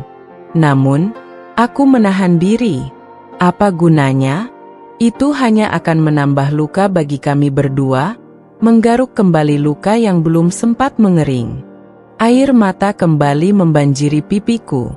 Bukan lagi tangis histeris yang disertai teriakan, melainkan isakan pelan yang keluar dari dasar hatiku, tanpa suara. Aku menangisi Rian, yang kucintai dan harus kulepaskan. Aku menangisi impianku yang hancur berkeping-keping. Aku menangisi masa mudaku yang akan direnggut paksa, dan kebebasanku yang akan hilang. Aku menangisi diriku yang lemah, yang tidak sanggup melawan kehendak ibu, yang tidak punya cukup keberanian untuk berontak. Aku merasa tak berguna, tak berdaya, seperti boneka yang digerakkan oleh tali takdir orang lain. Dalam kesendirian malam yang sunyi dan mencekam itu, di antara isak tangis yang tertahan, aku memutuskan untuk menulis sebuah surat. Bukan untuk Rian, bukan pula untuk ibu, melainkan untuk diriku sendiri. Kubuang semua perasaan yang membebani, amarah yang menggelegak pada ibu, kesedihan yang mendalam karena kehilangan Rian, ketakutan yang mencekik pada Pak Broto, dan kekecewaan yang besar pada diriku sendiri yang tak mampu melawan. Kutuliskan impian-impian yang kupendam, cita-cita yang belum sempat kuraih, dan yang terpenting, sebuah janji pada diriku sendiri bahwa suatu hari nanti, aku akan menemukan cara untuk meraihnya, tidak peduli seberapa sulitnya jalan itu. Aku tahu surat ini mungkin hanya penghiburan semu, sebuah pelarian sementara dari kenyataan. Namun setidaknya, itu adalah satu-satunya perlawanan yang bisa kulakukan saat ini, sebuah bisikan harapan yang kuciptakan sendiri. Surat itu kulipat rapi, kuselipkan di antara halaman buku sketsaku, seolah menyegel sebagian kecil dari jiwaku yang masih utuh, yang belum terkontaminasi oleh kepahitan ini. Malam itu terasa sangat panjang. Setiap detik berdetak dengan lambat, seolah waktu pun enggan membawaku ke hari yang akan mengubah segalanya, hari di mana Sekar yang kukenal akan lenyap. Ketika fajar mulai menyingsing, mewarnai langit dengan semburat jingga dan merah muda, aku mendengar suara ibu yang riang, seolah tak ada beban sedikit pun di hatinya. Ia mengetuk pintu kamarku dengan antusiasme yang tak kupahami. "Sekar, ayo bangun, nak. Hari ini hari bahagiamu. Mandi yang bersih, dandan yang cantik. Calon suamimu sudah menunggu." Aku menarik napas dalam-dalam, mengusap sisa air mata yang masih membasahi pipi. Janji pada diriku sendiri yang tak terucap, yang tersimpan rapat di dalam buku sketsaku, kini menjadi satu-satunya pegangan yang kumiliki. Aku harus bertahan. Untuk diriku, untuk kebebasanku, dan entah bagaimana, untuk impian-impian yang masih tersimpan rapi di dalam hati, menunggu untuk diwujudkan suatu hari nanti. Hari itu tiba, menjemputku dengan fajar yang terasa dingin dan menusuk. Hari di mana aku, Sekar, berusia 22 tahun, resmi menyerahkan diriku pada takdir yang telah ditentukan oleh ibu. Tak ada lagi jalan mundur, tak ada lagi celah untuk melarikan diri. Pagi itu, rumah kami yang kecil terasa riuh luar biasa. Suara tawa ibu yang melengking bahagia, berbaur dengan celotehan dan tawa para tetangga yang membantu persiapan, terdengar hingga ke kamarku, menembus dinding, seolah mengejek kesedihanku. Di luar, aroma masakan dan wangi bunga melati yang disiapkan untuk dekorasi bercampur, menciptakan aroma yang seharusnya meriah, namun bagiku terasa seperti bau upacara kematian. Tukang rias yang dipesan ibu sudah menunggu sejak subuh, lengkap dengan peralatan dan senyum profesionalnya yang ramah, namun tak sampai ke matanya. "Ayo, Nona Sekar, duduk di sini. Biar Tante sulap jadi cantik seperti bidadari," katanya dengan nada ceria. Aku hanya menurut, melangkah gontai, dan duduk di depan cermin, pasrah. Tangan-tangan cekatan mulai merias wajahku, mengoleskan bedak dingin yang terasa asing, menarik garis eyeliner yang presisi, dan memoles lipstik merah muda yang terasa kaku di bibirku. Aku menatap pantulan diriku di cermin. Wajahku pucat pasi, dan mataku tampak kosong, seolah jiwaku telah melayang entah kemana, meninggalkan raga yang tak berdaya. Gaun pengantin putih bersih yang mewah, dengan detail payet berkilauan dan renda-renda yang rumit, yang dulu hanya berani ku sketsa di buku impianku, kini tergantung megah di lemari, siap untuk ku kenakan. Gaun itu sangat indah, mahal, dan glamor, tapi bagiku, ia terasa seperti jubah hukuman mati yang akan segera membelengguku. Ibu masuk ke kamar, matanya berkaca-kaca haru, seolah menyaksikan momen paling membahagiakan dalam hidupnya. "Anak ibu cantik sekali," bisiknya, mengelus pipiku dengan lembut. Senyumnya lebar, penuh kepuasan dan kebanggaan yang kentara. "Ibu tidak salah pilih. Kamu akan bahagia, Nak." Ibu yakin sekali. Aku hanya bisa membalasnya dengan senyum tipis yang terasa dingin dan asing di bibirku. Bahagia? Bagaimana bisa aku bahagia jika hatiku sudah mati rasa? Jika setiap denyutan nadiku terasa seperti sayatan? Perjalanan menuju tempat akad nikah terasa seperti prosesi yang tak ada ujungnya, sebuah perjalanan menuju ketidakpastian. Mobil sedan hitam mewah dengan jendela gelap, yang disewa ibu khusus untuk hari ini, terasa seperti peti mati yang bergerak pelan, mengantarku ke sebuah dimensi yang berbeda. Aku duduk diam di jok belakang, di samping ibu yang tak henti-hentinya memberikan nasihat tentang bagaimana harus bersikap di depan Pak Broto, bagaimana harus menjadi istri yang baik dan penurut, dan yang paling penting, bagaimana harus menjaga harta suami agar tidak disia-siakan. Kata-katanya masuk ke telingaku, namun tak ada satupun yang benar-benar kucerna. Pikiranku melayang, jauh dari hiruk-pikuk di dalam mobil. Saat tiba di lokasi akad, sebuah aula ballroom hotel yang didekorasi mewah dengan bunga-bunga segar beraneka warna, tirai sutra menjuntai anggun, dan cahaya keemasan dari lampu kristal, aku merasakan detak jantungku berpacu kencang, menggema di telingaku. Aroma bunga dan parfum mahal menyeruak. Ratusan pasang mata, baik dari keluarga dekat maupun relasi Pak Broto, menatapku saat aku berjalan perlahan di karpet merah menuju altar, dibimbing oleh paman. Aku bisa mendengar bisik-bisik, pujian atas kecantikanku yang seolah tak pantas untuk usia Pak Broto, dan desas-desus tentang pernikahan yang tidak biasa ini. Mereka semua tampak bahagia, kecuali aku. Di ujung sana, di meja akad yang dihiasi bunga sedap malam, Pak Broto sudah duduk dengan tenang. Ia mengenakan setelan jas abu-abu tua yang terlihat sedikit kebesaran di bahunya yang sedikit membungkuk. Wajahnya yang keriput tampak lebih pucat dari biasanya, dan sorot matanya yang lelah terlihat lebih jelas di bawah pencahayaan lampu aula yang terang benderang. Ia tidak menatapku dengan tatapan bersemangat, melainkan dengan tatapan yang sulit kuartikan, mungkin sedikit canggung, atau mungkin iba? Aku tak tahu. Aku hanya merasakan gelombang kesepian dari sorot matanya itu. Upacara akad nikah dimulai. Suara penghulu yang khusyuk bergema di ruangan yang hening. Kata-kata terngiang-ngiang di telingaku, berulang-ulang seperti kaset rusak. Awalnya aku mengira itu hanya basa-basi, rayuan manis untuk meluluhkan hatiku.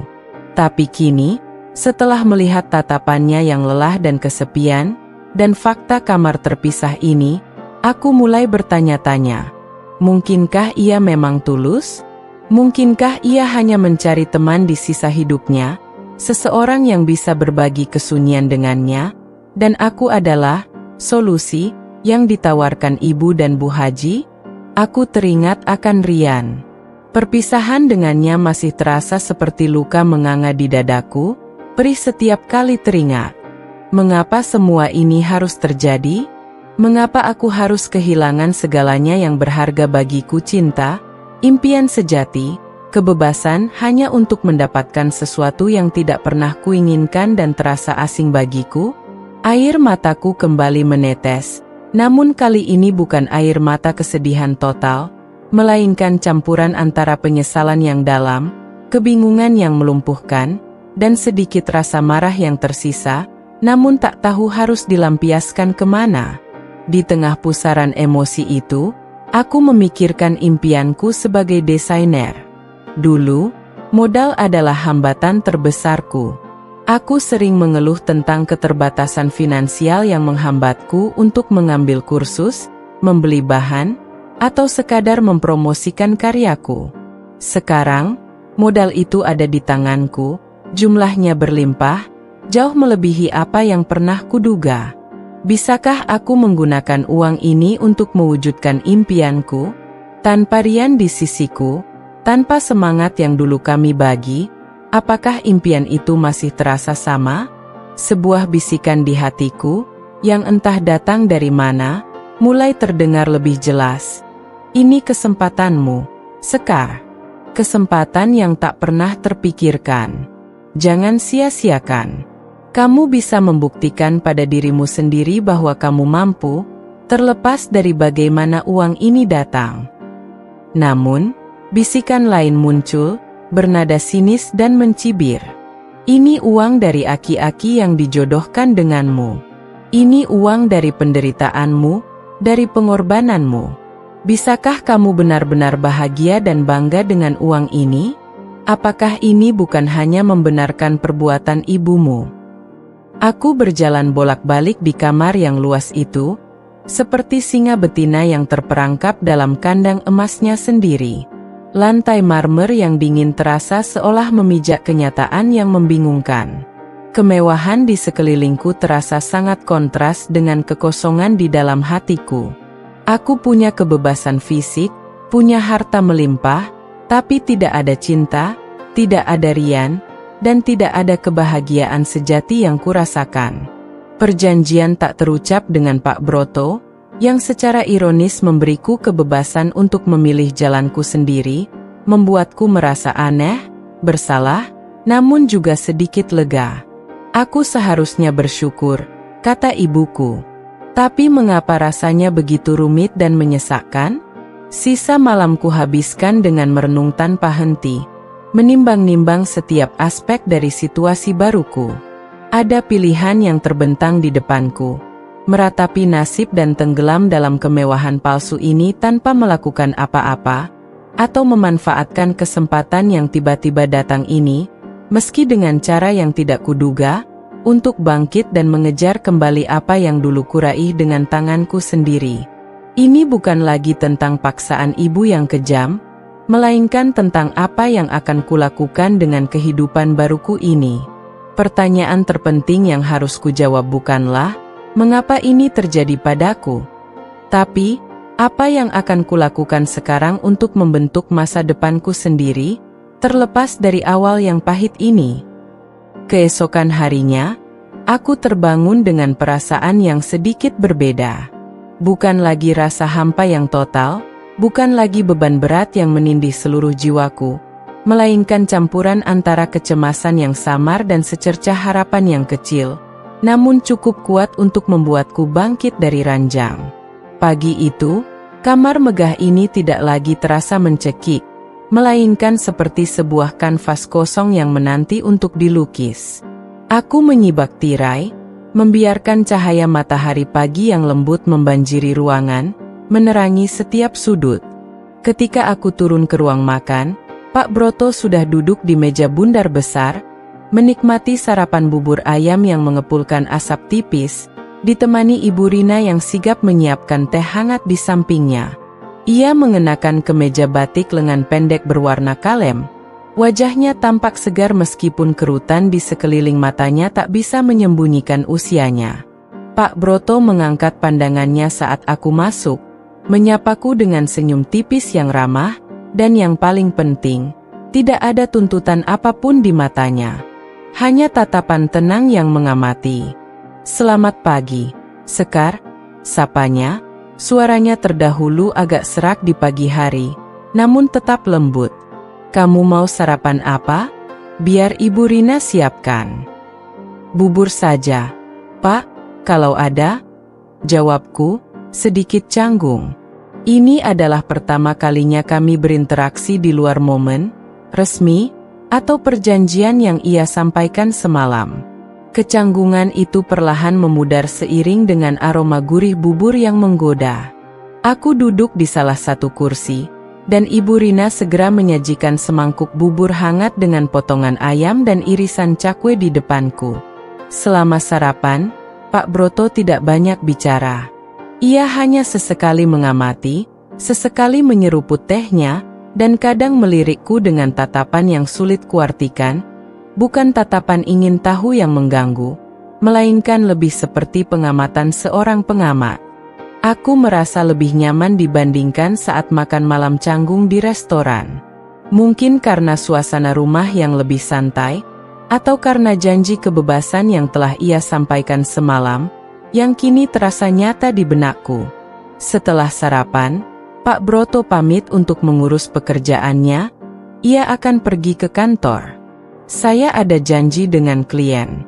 Kamu bisa gunakan waktu ini untuk istirahat, atau apapun yang kamu mau, katanya sebelum beranjak, meninggalkan aku sendirian di rumah besar itu, ditemani Ibu Rina yang sangat sigap dan beberapa asisten rumah tangga lainnya.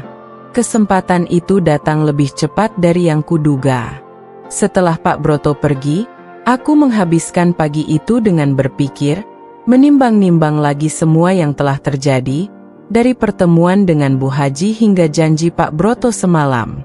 Pikiran tentang Rian masih berkelebat, menyisakan perih. Namun, kali ini, ada sesuatu yang berbeda. Ada sebuah ide yang perlahan tumbuh di benakku, sebuah keberanian baru yang muncul dari dasar keputusasaan. Aku harus memanfaatkan ini. Aku tidak akan membiarkan uang ini menjadi belenggu yang mengikatku pada kehidupan yang tak kuinginkan. Aku akan mengubahnya menjadi jembatan menuju impianku. Aku meminta Ibu Rina untuk mengantarku ke sebuah toko buku besar di pusat kota. Aku tidak menyangka akan menemukan toko buku sebesar itu. Rak-rak buku menjulang tinggi, memanjang tak ada habisnya, dipenuhi ribuan judul buku dari berbagai genre. Mataku berbinar. Di sana, aku mencari buku-buku tentang desain busana. Mulai dari dasar-dasar pola, teknik menjahit, ilustrasi mode, hingga sejarah mode dari berbagai era. Aku juga mencari buku tentang manajemen bisnis kecil, pemasaran digital, dan bahkan psikologi konsumen. Aku ingin tahu segalanya. Aku membeli banyak buku, menumpuknya tinggi-tinggi di keranjang belanjaku hingga nyaris tumpah. Beratnya tumpukan buku itu di tangan, dan kartu ATM di dompetku yang bisa membayar semuanya, terasa aneh namun memuaskan. Ada semangat yang perlahan bangkit dalam diriku, seperti api kecil yang mulai membara. Ini adalah langkah pertama, langkah kecil namun signifikan, sebuah deklarasi perang pada takdir yang telah ditentukan orang lain. Sepulang dari toko buku, tanpa membuang waktu, aku langsung kembali ke kamarku. Aku menata buku-buku baru itu di meja belajar yang luas, mengelilingi diriku dengan pengetahuan. Aku mulai membaca, mencatat poin-poin penting, dan kembali menggambar sketsa. Kali ini, setiap goresan pensil di atas kertas terasa berbeda. Ada tekad yang lebih kuat, ada tujuan yang lebih jelas. Aku tidak lagi menggambar untuk melarikan diri dari kenyataan yang menyakitkan, tapi untuk membangun masa depanku sendiri, untuk mewujudkan sesuatu yang nyata. Aku menggambar gaun-gaun dengan detail rumit, pakaian yang mencerminkan emosiku, dan bahkan mulai merancang logo untuk merek hipotetisku sendiri. Beberapa hari berikutnya, rutinitasku berubah drastis.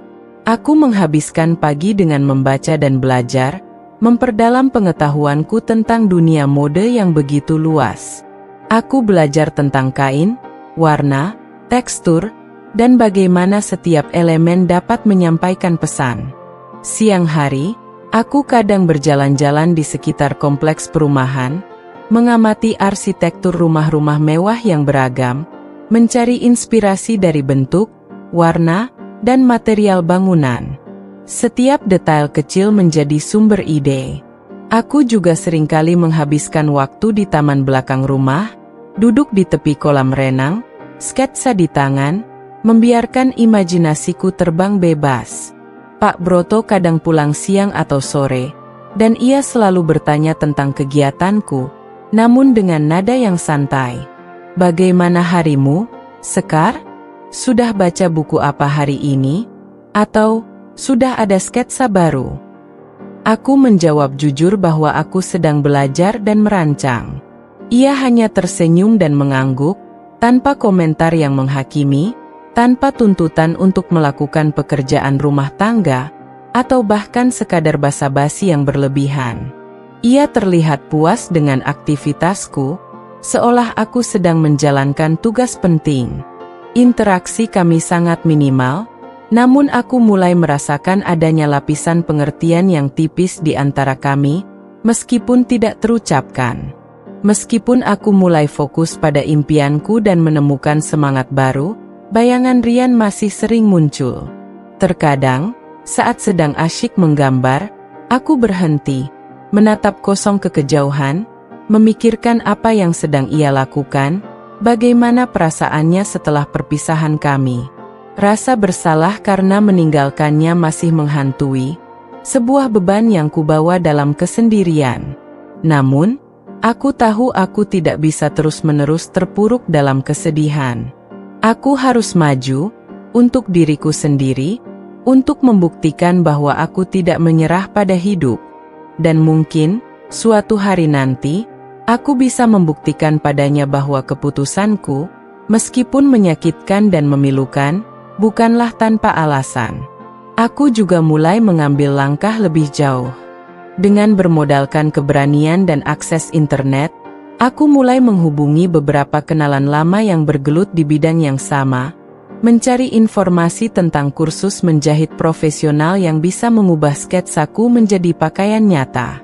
Aku mencari informasi tentang tempat-tempat yang menyediakan pelatihan intensif, mencari penjahit handal yang bisa membantuku mewujudkan desain menjadi pakaian, dan bahkan mencari toko bahan kain yang menyediakan material berkualitas tinggi. Uang 1 miliar rupiah itu teronggok di bank, belum banyak kusentuh selain untuk membeli buku-buku. Namun keberadaannya memberikan rasa aman dan kepercayaan diri yang belum pernah kumiliki sebelumnya. Ini bukan lagi uang yang kubenci, melainkan sebuah alat, sebuah potensi yang bisa kubentuk sesuai keinginanku. Hari-hari berlalu dengan cepat, dan Sekar yang dulu pasrah, yang terkulai tak berdaya di bawah takdir, mulai menunjukkan tanda-tanda kehidupan yang nyata. Istana emas ini, yang awalnya terasa seperti penjara yang membelenggu kebebasanku, perlahan mulai berubah fungsi. Ia bukan lagi sangkar, melainkan sebuah studio besar, sebuah laboratorium pribadi tempat aku bisa mewujudkan cita-citaku. Ini adalah permulaan dari sebuah babak baru, di mana aku, Sekar, akan menentukan nasibku sendiri.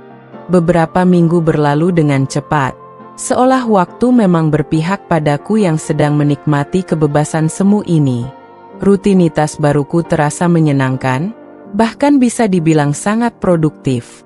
Aku mulai merasa betah di rumah Pak Broto, yang kini tak lagi terasa seperti sangkar emas yang mencekik, melainkan sebuah ruang kreasi yang luas dan memberiku privasi penuh. Aku menghabiskan sebagian besar waktuku di kamar, yang sudah kusesuaikan menjadi studio mini impianku. Meja rias mewah kini penuh dengan tumpukan sketsa, potongan kain perca berbagai warna dan tekstur, dan buku-buku desain yang berserakan di mana-mana. Aroma pensil warna, tinta, dan serat kain mendominasi. Aku sering menghabiskan waktu hingga larut malam, ditemani secangkir teh hangat dan bisikan ide-ide baru yang tak henti-hentinya bermunculan. Suatu sore yang cerah, ketika matahari mulai condong ke barat, Pak Broto pulang lebih awal dari biasanya. Aku sedang berada di taman belakang, mengamati bunga-bunga mawar yang sedang mekar dengan indahnya, mengagumi warna dan kelopaknya yang sempurna, mencari inspirasi untuk motif kain atau detail desain. Tiba-tiba, Ibu Rina menghampiriku dengan langkah tergesa dan wajah sedikit panik. "Nyonya Sekar, ada tamu," bisiknya, suaranya sedikit tertahan, matanya melirik cemas ke arah pintu utama rumah. "Ibu Anda datang, dan ada seseorang bersamanya." Jantungku berdegup kencang, iramanya tak beraturan. "Ibu? Dan seseorang bersamanya?" Firasat buruk yang sudah lama tak kurasakan kembali menyeruak, lebih kuat dari sebelumnya. Aku berjalan perlahan, langkahku terasa berat dan ragu, menuju ruang tamu. Setiap langkah seolah mempercepat detak jantungku. Dan di sanalah mereka. Ibu duduk tegak di sofa beludru mewah, dengan ekspresi bangga yang berlebihan terpancar di wajahnya, seolah ia adalah nyonya rumah sesungguhnya. Dan di sampingnya, duduk seorang wanita muda yang tampak familiar, meskipun aku tak bisa mengingat siapa dia. Wanita itu berparas cantik, dengan rambut panjang hitam tergerai indah hingga punggung, dan tatapan mata yang tajam, penuh selidik. "Sekar, ini dia pengantin baru kita yang cantik," seru ibu dengan suara yang terlalu keras, ceria yang dibuat-buat, dan jabat tangan yang terlalu erat. Ia menarikku mendekat. "Kenalan ini, nak. Ini Ibu Rina, putri satu-satunya mendiang istri Pak Broto, almarhumah Ibu Amelia." Dunia seolah berhenti berputar. "Ibu Rina, putri Pak Broto? Dia seusiaku? Atau mungkin sedikit lebih tua?" Dia tidak tersenyum. Bibirnya hanya membentuk garis tipis yang dingin. Matanya menatapku dari atas ke bawah, dari ujung rambut hingga ujung kaki, seolah menilai setiap inci keberadaanku, mencari cacat, mencari kelemahan. Aura permusuhan begitu kental terasa di udara di antara kami, menusuk seperti jarum es. "Selamat sore, Bu Rina," kataku, berusaha menjaga nada suaraku tetap tenang dan sopan, meskipun tanganku mulai dingin dan sedikit gemetar di balik punggung. Dia hanya mengangguk kaku, tanpa sedikit pun senyum. "Jadi ini yang namanya Sekar? Istri baru ayah?" Suaranya datar, namun penuh sindiran dan nada merendahkan yang jelas. Saya tidak menyangka ayah secepat ini mencari pengganti ibu. "Apalagi yang seperti Anda." Kata "seperti Anda" diucapkan dengan penekanan yang merendahkan yang sangat jelas, seolah aku adalah sesuatu yang menjijikkan atau tak layak. Ibu segera menyahut, dengan wajah yang sedikit tegang namun berusaha tetap tersenyum. "Oh, Nona Rina, jangan salah sangka. Sekar ini anak baik-baik, rajin, penurut. Cocok sekali jadi pendamping Pak Broto di hari tuanya. Dia akan mengurus Pak Broto dengan baik." Aku merasa malu luar biasa. Wajahku panas membara. Ibu seolah sedang menjualku lagi, mengiklankan diriku dengan segala kelebihan yang ia reka, di depan putri sah suamiku sendiri. Aku bisa melihat Rina mengepalkan tangannya di samping tubuhnya, giginya menggertak, dan matanya menyiratkan kemarahan yang tertahan. "Saya rasa ayah tidak butuh pendamping yang usianya jauh lebih muda dari saya," sahut Rina dingin, matanya beralih menatap ibu dengan jijik yang terang-terangan. Apalagi yang datangnya dari latar belakang yang tidak jelas, dan masuk begitu saja ke rumah orang tanpa tahu sopan santun. Suasana mendadak hening dan mencekam. Hanya suara detak jam dinding yang terdengar. Ibu tampak terkejut dengan serangan langsung Rina, wajahnya memucat. Aku sendiri merasa seperti sedang dihakimi di pengadilan, merasa telanjang di hadapan tatapan menghakimi Rina. Ini adalah konflik yang tak terhindarkan, konflik yang sedari awal kuduga akan datang, namun tak pernah kukira akan secepat dan sepedas ini. Kehadiran Rina, putri sah dari pernikahan sebelumnya, adalah bom waktu yang baru saja meledak di tengah kedamaian semuku di rumah ini. Tepat pada saat itu, Pak Broto muncul dari dalam, mungkin mendengar keributan atau merasakan aura dingin yang tiba-tiba menyelimuti ruang tamu. "Rina, kamu sudah datang?" sapanya, nadanya terdengar sedikit hati-hati, seolah merasakan ketegangan yang pekat. Ia melirik kami berdua, dan seolah merasakan ketegangan yang nyata, ia segera menambahkan, "Sekar, perkenalkan, ini putri saya, Rina. Rina, ini Sekar, istri baru ayah." Rina membalas tatapan ayahnya dengan dingin, tanpa ekspresi hangat sedikit pun. "Sudah kenalan?" "Yah, dan saya rasa ada banyak hal yang perlu kita bicarakan. Berdua. Matanya melirikku dan ibu dengan penuh arti, seolah ingin berkata, "Kalian berdua, enyahlah." Jelas sekali ia ingin aku dan ibu menyingkir, segera. Aku merasakan Pak Broto menghela napas tipis, ekspresinya berubah menjadi sedikit lelah. Aku tahu, ini adalah permulaan dari babak baru dalam hidupku di rumah ini, yang jauh lebih kompleks dan penuh tantangan. Konflik dengan ibu adalah satu hal, tetapi konflik dengan putri sah suamiku, yang jelas-jelas menganggapku sebagai musuh, adalah level yang sama sekali berbeda. Bayangan masa lalu, yang selama ini coba kutekankan dengan impian baruku, kini muncul ke permukaan, menuntut penjelasan dan mungkin saja, haknya yang selama ini tak pernah terusik. Perasaan tak aman kembali menyelimutiku. Setelah pertemuan yang menguras emosi itu, suasana di rumah megah Pak Broto berubah drastis. Kecanggungan yang tadinya hanya samar, kini menjadi nyata, pekat menyelimuti setiap sudut ruangan, bahkan terasa hingga ke sela-sela napasku. Ibu, yang biasanya cerewet dan penuh perhitungan, tiba-tiba menjadi sangat pendiam. Ia tampak gelisah, sesekali menghela napas panjang, dan aku melihatnya sesekali melirikku dengan tatapan bersalah yang kentara dan sedikit takut. Ia tahu ia telah memicu konflik baru yang tidak bisa ia kendalikan, konflik dengan putri kandung Pak Broto yang jelas-jelas jauh lebih berpengaruh daripada dirinya. Rina, di sisi lain, tidak tinggal di rumah itu. Ia hanya datang sesekali, selalu dengan tatapan menghakimi yang ia lemparkan kepadaku, seolah aku adalah pengganggu yang tidak diundang. Setiap kehadirannya adalah alarm bagi ibu dan aku, sebuah peringatan akan potensi badai. Ia akan datang tiba-tiba, tanpa pemberitahuan, berkeliling memeriksa setiap sudut rumah dengan detail, dan berbicara dengan Ibu Rina, asisten rumah tangga, dengan nada menyelidik, mengajukan pertanyaan-pertanyaan yang jelas-jelas mengarah padaku. Aku bisa mendengar bisik-bisik mereka dari kamarku, meskipun tidak jelas apa yang dibicarakan, namun intonasinya sudah cukup untuk membuatku merasa tidak nyaman dan diawasi. Jelas sekali ia sedang mencari celah, mencari bukti bahwa aku tidak pantas berada di sana, atau mungkin mencari kesalahan yang bisa ia gunakan untuk mengusirku. Pak Broto sendiri menyadari ketegangan yang merayapi rumahnya.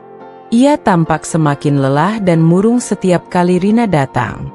Raut wajahnya akan berubah, dan ia seringkali menghela napas panjang.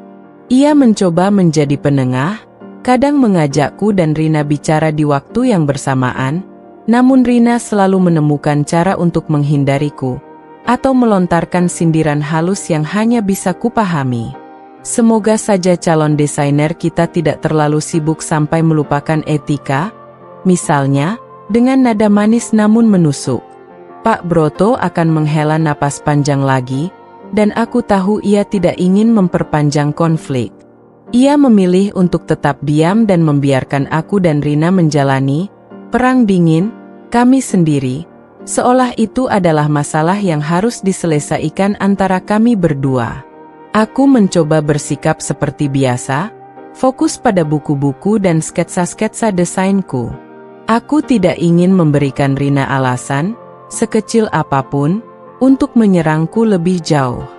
Aku ingin membuktikan, bukan hanya padanya, tapi juga pada diriku sendiri, bahwa aku di sini bukan karena hartanya, melainkan untuk membangun diriku, untuk mewujudkan impianku. Aku bahkan sengaja tidak banyak menggunakan uang di rekening miliaran itu. Hanya untuk keperluan buku, alat sketsa, dan sesekali bahan kain sederhana saja. Aku ingin menunjukkan bahwa aku tidak serakah, bahwa keberadaanku di rumah ini bukan semata-mata karena nafsu materi. Suatu sore, aku sedang mencoba mempraktikkan jahitan dasar di ruang kerja kecil yang kudedikasikan untuk itu di kamarku.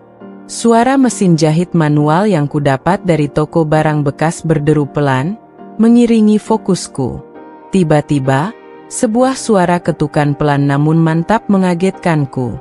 Itu Ibu Rina, asisten rumah tangga. Ia berdiri di ambang pintu, tampak ragu-ragu dan cemas.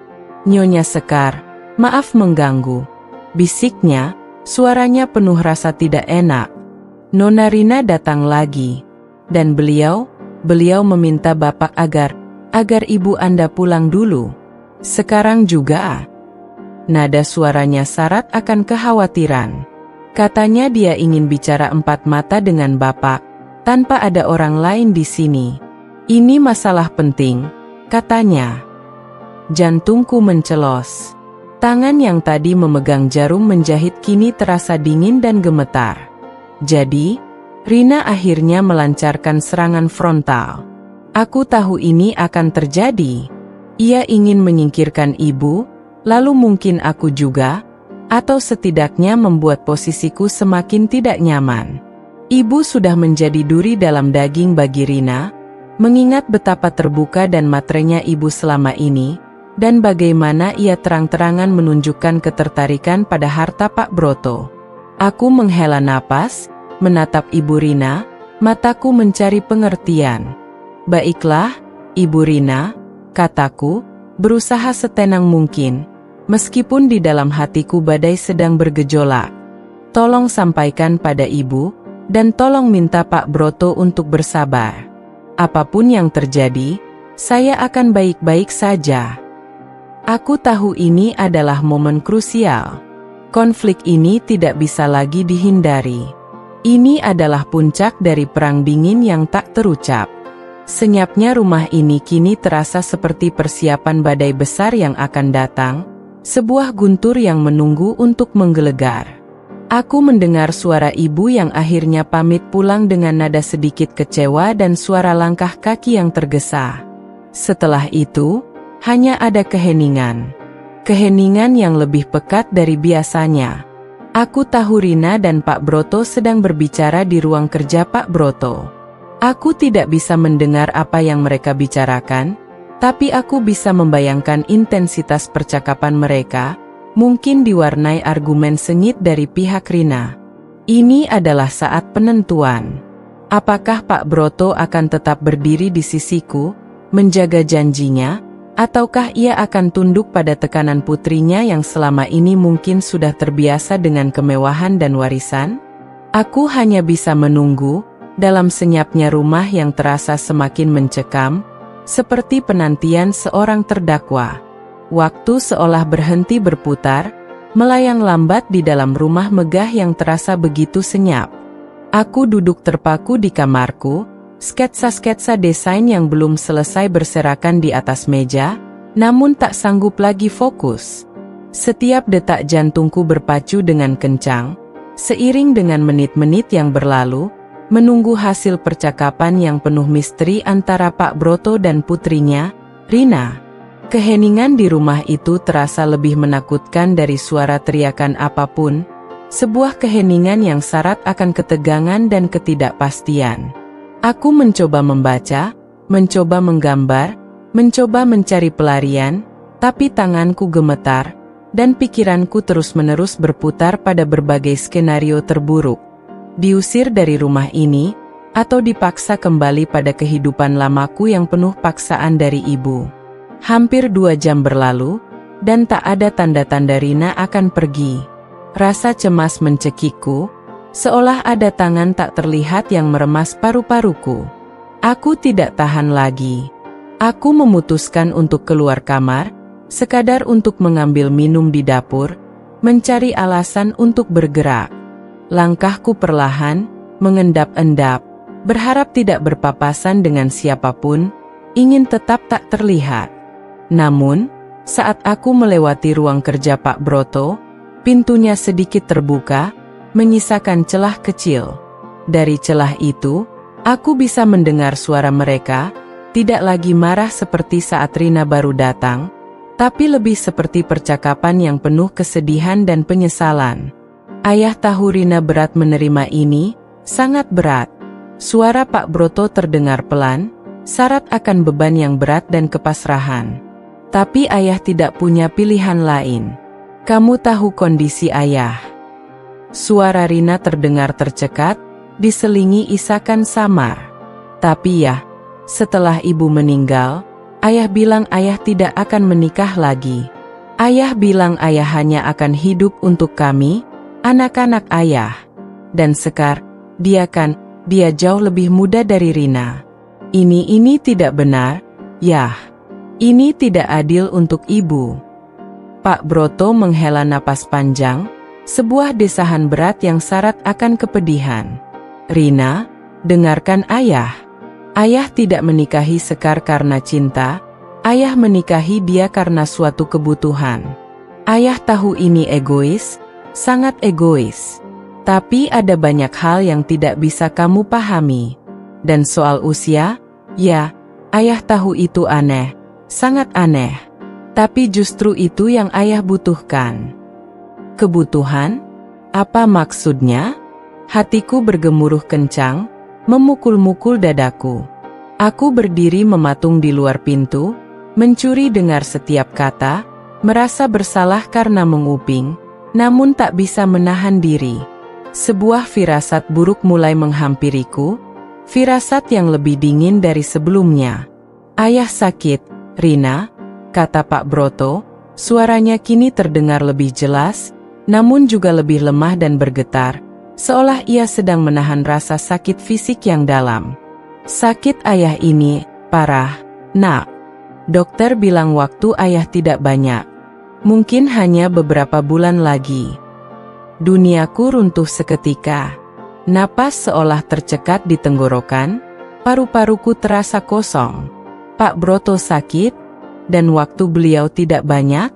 Sebuah kenyataan pahit yang tidak pernah kusangka, sebuah pukulan telak yang membuatku limbung. Seketika, semua kemarahan, kebencian, dan rasa jijik yang selama ini kupendam padanya lenyap tak bersisa, digantikan oleh gelombang simpati yang mendalam, rasa kasihan yang begitu besar hingga membuat dadaku sesak.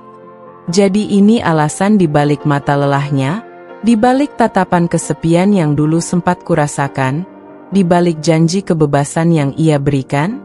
Bukan karena ia baik hati, melainkan karena ia seorang pria yang sedang menghadapi akhir hidupnya. Ayah hanya ingin ada yang mendampingi ayah di sisa waktu ini. Lanjut Pak Broto, suaranya bergetar menahan tangis. Seseorang yang tidak terlalu terbebani oleh urusan bisnis ayah yang rumit, atau warisan yang besar. Seseorang yang sederhana, yang mau menerima ayah apa adanya, meskipun hanya untuk sementara, dan tidak memiliki ambisi terhadap harta ayah. Ayah tidak ingin kamu dan adik-adikmu harus berhenti dari hidup kalian, dari pekerjaan kalian, atau kuliah kalian, hanya untuk mengurus ayah di saat-saat terakhir. Kalian punya masa depan. Dan jujur, ayah tidak ingin hartaku jatuh ke tangan orang-orang yang tidak bertanggung jawab setelah ayah tiada, atau menimbulkan konflik perebutan warisan di antara kalian. Ayah percaya Sekar, dia bukan tipe orang seperti itu. Ibu Rina, asisten rumah tangga, yang merekomendasikannya. Dia bilang Sekar gadis baik dan tidak matre. Aku merasakan mataku panas. Air mata mulai mengalir deras membasahi pipiku, bukan lagi air mata kesedihan pribadi, melainkan air mata simpati dan pengertian. Jadi, ini adalah kebenaran di balik semua ini. Aku adalah istri sementara bagi seorang pria yang sakit parah, seorang penjaga warisan agar tidak jatuh ke tangan yang salah, seseorang yang diharapkan tidak memiliki agenda tersembunyi. Perjodohan ini adalah sebuah perjanjian bisnis yang disamarkan, sebuah solusi terakhir bagi seorang pria yang sedang sekarat. Dan aku, Sekar, yang datang dengan penuh kebencian dan rasa terpaksa, kini menjadi bagian dari rencana terakhirnya. Tak lama setelah itu, aku mendengar suara langkah kaki Rina yang tergesa. Ia keluar dari ruang kerja, wajahnya basah oleh air mata, namun tatapannya kini berubah drastis, dari amarah menjadi kesedihan, dari jijik menjadi penyesalan. Ia melihatku berdiri di sana, di dekat pintu, dengan mata yang juga sembab. Mata kami bertemu. Aku melihat kekagetan di wajahnya saat ia menyadari aku telah mendengar semuanya, lalu kesedihan yang mendalam, dan akhirnya, sedikit penyesalan yang terlihat jelas. Ia mendekatiku perlahan, langkahnya ragu. "Sekar," panggilnya, suaranya serak dan parau karena menangis. Aku minta maaf." Ia berhenti sejenak, menghela napas berat. "Aku tidak tahu. Ayah tidak pernah cerita tentang sakitnya. Aku pikir kamu hanya wanita matre yang mengejar hartanya, yang datang untuk menghancurkan keluarga kami. Aku sangat membencimu." Aku hanya bisa mengangguk, juga dengan mata berkaca-kaca. Perang dingin antara kami mendadak berakhir, digantikan oleh kesedihan yang sama, sebuah jembatan simpati yang tiba-tiba terbangun di antara kami. Kebenaran yang baru saja kuungkap, kebenaran tentang kondisi Pak Broto, telah mengubah segalanya. Ini adalah sebuah babak baru dalam hubungan kami berdua, sebuah hubungan yang dimulai dari kesalahpahaman dan kebencian, dan kini beralih ke pengertian, meskipun diwarnai kesedihan yang mendalam. Keheningan yang mencekam setelah pengungkapan Pak Broto di ruang kerjanya, kini terasa berbeda. Bukan lagi keheningan yang penuh permusuhan, melainkan kesunyian yang syarat akan duka.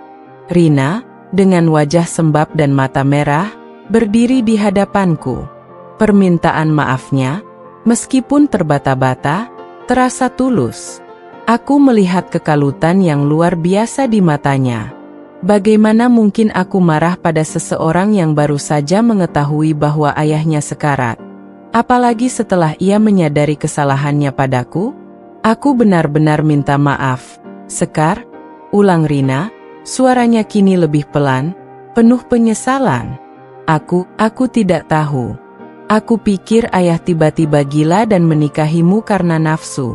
Aku terlalu egois, terlalu memikirkan diriku sendiri dan warisan. Aku tidak pernah tahu bahwa ayah sakit separah ini. Dia selalu menyembunyikannya dari kami." Ia mengusap air matanya kasar, lalu menatapku lekat. "Jadi, kamu juga tidak tahu tentang ini sebelumnya?" Aku menggeleng pelan. "Tidak, Rina. Aku hanya tahu aku dijodohkan karena ibu ingin aku menikah dengan orang kaya. Pak Broto sendiri bilang dia butuh teman, tapi tidak pernah menyebutkan soal sakitnya." Rasa getir menyeruak. Kami berdua adalah korban dari sebuah rahasia, sebuah perjanjian yang diatur untuk melindungi Pak Broto, namun juga melibatkan kami dalam kebohongan. Rina menghela napas panjang, tatapannya kini berubah menjadi lebih mengerti. "Ayah, dia memang begitu. Selalu ingin terlihat kuat. Selalu ingin melindungi kami, anak-anaknya, dari segala masalahnya." Ia terdiam, pandangannya menerawang, mungkin mengingat masa lalu. "Tapi ini terlalu berat untuk ayah tanggung sendiri." Sejenak, kami terdiam, berbagi kesedihan yang sama. Batasan antara istri baru yang matre dan putri yang marah perlahan mulai runtuh, digantikan oleh dua jiwa yang sama-sama terluka oleh kenyataan pahit. Inilah titik awal dari sebuah jembatan yang dibangun di atas kesedihan. "Apa yang akan kita lakukan sekarang?" tanyaku akhirnya, suaraku nyaris berbisik. Pertanyaan itu tidak hanya untuk Rina, tapi juga untuk diriku sendiri. Apa peranku di sini sekarang? Bukan hanya sebagai istri sementara yang dijanjikan, tapi sebagai seorang manusia yang kini tahu kebenaran. Rina menatapku. Ada keputusasaan di matanya, namun juga secercah tekad. Ayah tidak ingin kami terlalu terbebani. Dia ingin kami tetap melanjutkan hidup kami, kuliah, bekerja. Dia bahkan tidak mau kami tahu sejauh mana penyakitnya sudah menyebar. Ia menghela napas lagi. "Aku rasa kita harus mendukung ayah. Kita harus bersamanya di sisa waktu ini. Mendukung bagaimana? Tanyaku. Kita harus memastikan dia nyaman, bahagia, dan tidak kesepian, jawab Rina. Dia bilang dia butuh teman. Dan kamu sudah ada di sini, kan? Ada nada pasrah di suaranya, namun juga penerimaan. Mungkin, ini memang takdir. Kamu datang di saat yang tepat, meskipun dengan cara yang tidak biasa. Aku merenungkan kata-katanya. Ini adalah sebuah peran baru yang sama sekali tidak kuduga. Bukan sebagai istri sesungguhnya, bukan sebagai penjaga harta, melainkan sebagai pendamping, teman, dan mungkin bagian dari keluarga yang harus menjaga rahasia besar ini bersama. Beban di pundakku terasa lebih berat, namun anehnya, ada rasa tujuan yang baru. Hubungan kami bertiga, aku, Rina, dan Pak Broto perlahan mulai membentuk pola baru. Sebuah keluarga yang terbentuk di atas kebohongan, kesedihan, namun juga kebaikan hati yang perlahan muncul. Rina dan aku, dua wanita yang awalnya saling membenci, kini terikat oleh sebuah rahasia dan tujuan yang sama, membuat sisa hidup Pak Broto menjadi sebahagia mungkin. Ini adalah sebuah peran yang tidak pernah kami minta, namun kini, kami harus menjalankannya bersama. Beberapa hari berikutnya, hubungan kami berdua memang berubah. Rina tidak lagi datang dengan tatapan menghakimi. Ia datang lebih sering, membawa makanan kesukaan Pak Broto, atau sekadar duduk bersamanya di taman. Aku pun mencoba ikut bergabung, kadang membuatkan teh atau menanyakan kabar. Pak Broto tampak senang dengan perubahan ini, senyumnya menjadi lebih tulus, meskipun matanya tetap memancarkan kelelahan. Kami tidak membahas lagi tentang uang miliaran itu, atau perjodohan yang aneh ini. Kami fokus pada Pak Broto. Aku mulai mengamati kebiasaannya, apa yang membuatnya senang, apa yang membuatnya nyaman. Ia suka membaca koran pagi di teras, suka teh melati di sore hari, dan suka mendengar cerita-cerita kecil dari kegiatanku mendesain. Aku pun mulai menceritakan sedikit tentang impianku, tentang desain-desain yang kubuat. Pak Broto akan mendengarkan dengan penuh perhatian, sesekali memberikan masukan yang mengejutkan, menunjukkan bahwa ia lebih tahu dari yang kupikirkan tentang dunia kreatif. Ibu sendiri, setelah diminta Rina untuk tidak sering datang, menjadi lebih jarang berkunjung. Ia menelepon sesekali, menanyakan keadaanku dan apakah aku sudah betah. Aku hanya menjawab seadanya, tidak menceritakan kebenaran tentang Pak Broto. Aku tahu ibu tidak akan bisa menerima kenyataan ini. Hubungan kami bertiga, aku, Rina, dan Pak Broto perlahan mulai membentuk pola baru. Sebuah keluarga yang terbentuk di atas kebohongan, kesedihan, namun juga kebaikan hati yang perlahan muncul. Rina dan aku, dua wanita yang awalnya saling membenci, kini terikat oleh sebuah rahasia dan tujuan yang sama, membuat sisa hidup Pak Broto menjadi sebahagia mungkin. Ini adalah sebuah peran yang tidak pernah kami minta, namun kini, kami harus menjalankannya bersama. Hari-hari berlalu dengan sendirinya, mengalir seperti air sungai yang menemukan jalannya. Pola hidup di rumah Pak Broto mulai menemukan iramanya yang baru, sebuah ritme yang tak pernah kuduga akan kutemukan. Rina memang semakin sering berkunjung, tak lagi dengan tatapan curiga atau permusuhan yang menusuk, melainkan dengan raut wajah yang lebih lembut, meski masih menyimpan jejak kesedihan yang mendalam. Ia dan aku, dua wanita yang awalnya saling membenci karena sebuah kesalahpahaman, kini berbagi rahasia besar tentang kondisi kesehatan Pak Broto yang semakin menurun. Rahasia itu, alih-alih memisahkan kami, justru menjadi benang tipis namun kuat yang mengikat kami berdua dalam sebuah takdir yang sama. Kami berdua, tanpa perlu banyak bicara, sepakat untuk tidak menceritakan kondisi sebenarnya kepada siapapun, terutama kepada Ibu Sekar, yang kami tahu hanya akan bereaksi berlebihan dan mungkin justru membuat Pak Broto semakin terbebani di sisa hidupnya. Hubunganku dengan Pak Broto juga bergeser secara signifikan.